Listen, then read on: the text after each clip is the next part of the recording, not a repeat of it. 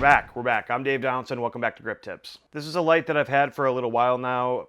Matter of fact, a few months, but as you guys know, I was moving and etc. It's called the IRISA 1 tube from FalconEyes. Now, they do make these in different sizes. This is the 1 foot version, but they also have a 2 foot and a 4 foot version available as well. Here I'm opening the 1 foot version, and we can see it advertises to dial anywhere between 2500 to basically 10,000 degrees Kelvin. Here, opening it up for the first time, we have our manual, and then we have our QC inspection stamp of approval. We get a USB-C type cable for charging, and last but not least, the light itself. It actually feels like really robust, which kind of is shocking to me, given like what they sent me as far as the F7 Mini. But this does feel super strong and sturdy, like I could wallop a guy. Wallop? What am I, from the 60s? I'm not really a fan of this design at the back though. This like little card insert kind of reminds me of like a 90s Trapper Keeper, but otherwise, I mean, it feels pretty sturdy. But turning it on is super simple. You've got the big red button there. All you have to do is click it once and it'll illuminate. Now from here, we are put into a simple CCT mode, being able to dial the intensity, color, or green and magenta shift. And something that I noticed when turning these on for the first time is that the light was automatically defaulted to 2500 degrees Kelvin and at full magenta. But that's not something that happens every single time like the light dies or anything. It always defaults back to whatever setting you had it on prior to. It's just something to notice that when you first pull it out of the box, don't be alarmed if it's at 2500 degrees Kelvin and at full magenta. You can totally dial those out. This next button is how to cycle through all the submenus. As you can see here, I'm cycling through all the effects that this has available. There are a ton of them, and I will say though, just like the F7 Mini, I feel that some of these effects could be consolidated. Like, I'm not really sure why, red strobe, green strobe, and blue strobe all have their own kind of parameters to set and etc. But I feel like those could be consolidated into one. But that's just kind of my personal opinion. Tabbing into another submenu, we have the HSI mode, being able to dial in hue, saturation, and intensity. Then you have RGB mode. You can also dial in a gel from Lee or Roscoe filters. Bluetooth reset, which you can use this light wirelessly with the app DeSal Light. This menu is just like the F7 Mini menu in that it does have a question mark. But then when you hit the up arrow, the question mark ends up turning into yes, which means it's automatically resetting the Bluetooth, and that yes will automatically switch back to a question mark when it's done. I said it before, so I'm just going to kind of reiterate that I really wish that this was like a progression loading bar, because if this was kind of like the first time when I was opening the F7 Mini, and this was my first time touching the light, this could be kind of confusing. I wouldn't know if it was actually resetting it or not, but having like a little progression bar, I think helps everybody. Last but not least is the DMX control menu, where you can dial in your channels up to 512, as the side of these tubes have mini DMX ports. This is also where you can find the charging port for the USB-C cable you also get with the light, along with being able to utilize the 1/4-20 mounting hole for rigging. Now, I don't know if they did this intentionally, but the side of the light looks like a face. If you plug in a charger, it looks like a face with a pacifier. Or if you add a baby pin to it, I give you Pinocchio. Now, something else I wanted to mention about this light is that when FalconEyes first released this light, they were advertising that it could actually withstand up to some weather. They had these pictures with like water and etc., but I didn't see an IP rating. IP ratings are basically just like how well it can hold up to weather, basically. But I did actually want to see, okay, how would this do in a wetter climate? So I had my old roommate Sean actually take it into the bathroom and hold it under the shower for a couple of seconds. However the hell you want to do it. Let's pretend like it's completely idiot proof. Ow.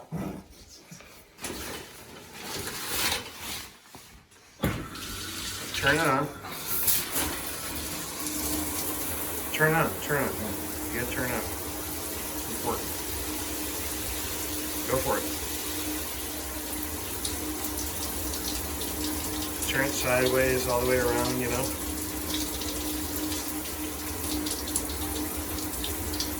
Now, it's not waterproof, so you probably can't keep it in there long. I'm not going to turn it upside down with the charging port. Do it. I don't want to. I'm giving you permission. Okay?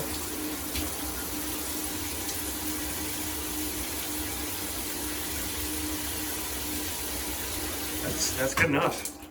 Now, after we did that, I took a closer look to see if water got in, and clearly it did in some areas, but that shower is essentially the equivalent of like a torrential downpour of rain, and only for like half a minute. And to this day, you know, light still works. So just, you know, do what you will with that information. But basically, yeah, I mean, it does pretty good in wet climates. So there's also these magnets that are also on the back of the light so that you can kind of mount it, you know, wherever you want to. I did meter this light at various color temps, and as I suspected, the warmer side of the light has less output, but that's pretty much all LED bicolor RGB lights, with the lower end coming in at 224 lux at 2500 degrees Kelvin, and the colder temperature being close to 300 lux at roughly 1.5 meters away. Now, the color fidelity of this light actually came in at a score of 95 using TM30-18, which is actually really good. The only time it didn't score a 95 or higher when it was at more closer to that 10,000 degrees Kelvin range. But I mean, how often are you really using that color temperature? And then you had the saturation that I was also looking for, and pretty much across all of those different color temperatures, you had anywhere between 96 and 104. So on that meter with the Sekonic C800U, if you don't really know much about those numbers, all you really have to know is that the closer that they are to 100, the better the light is. You know, gone are the days of looking at, you know, CRI scores, TLCI scores, and SSI. None of those really matter. These numbers are kind of more important. The closer those are to 100, the better the light is. What is my overall opinion about this light?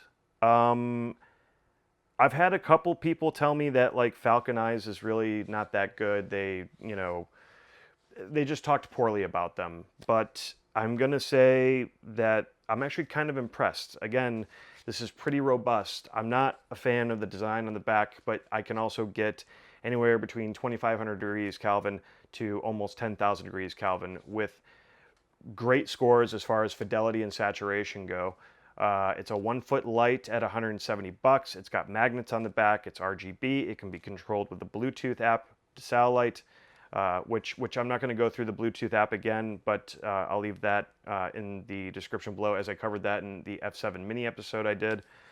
But yeah, I mean, for $170, that's actually pretty damn good. They sent 2 of them to me, and I wanted to show how to do DMX eventually.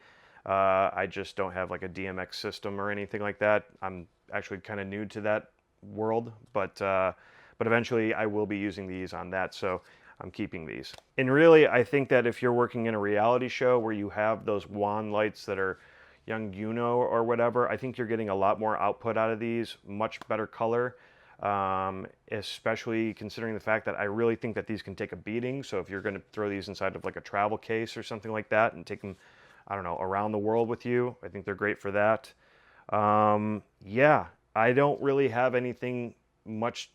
I think the only thing I would probably change is I probably wouldn't do 1/4-20 mounting. I would probably do 3/8/16 because this is a beefier light, and when you first pull it out of the kit, you're going to notice that, yeah, this really does feel like you could stop crime with it. So yeah, that's kind of my tutorial / review.